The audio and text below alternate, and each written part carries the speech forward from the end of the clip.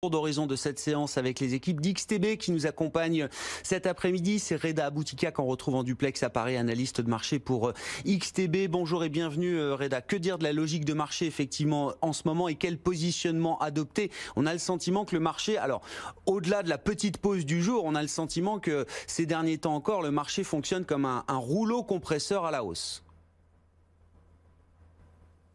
Oui, tout à fait, hein. Donc aujourd'hui, il marque tout de même une pause. Et les marchés européens, d'ailleurs, se sont repliés en début de séance, à l'image du CAC 40, hein, qui était allé chercher les 5875 points avant d'effectuer un rebond, hein, afin de se replacer au-dessus de son seuil psychologique à 5900 points. Et ce rebond, hein, est dû à la publication de la production industrielle en zone euro, ressortie supérieure aux attentes à 0,1% contre moins 0,3 attendu. Alors le CAC 40, hein, je l'ai dit, est actuellement au-dessus des 5900 points et pourrait rallier les 5935, soit les récents plus hauts.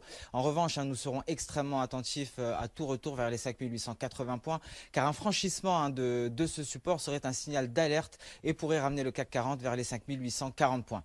Alors le DAX, hein, quant à lui, est allé chercher les 13145 points avant de rebondir, hein, et de se placer au-dessus de son seuil psychologique à 13200 points. Alors ce qui explique, hein, ce léger repli à l'ouverture, c'est notamment, hein, le manque d'informations fournies par Donald Trump lors de son discours.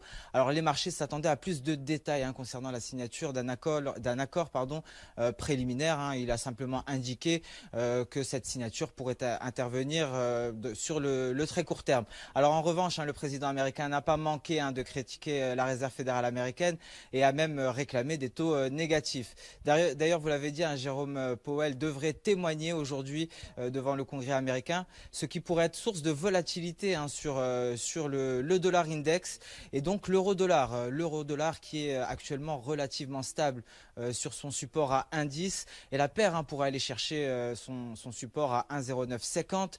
C'est un objectif théorique, hein, qui nous est suggéré par le chartisme et seul un retour, hein, vers les 1,11 permettrait de renforcer le scénario haussier, sur la paire euro-dollar. À suivre Jérôme Powell effectivement à 17 h heure française devant la commission économique conjointe du Congrès avant une nouvelle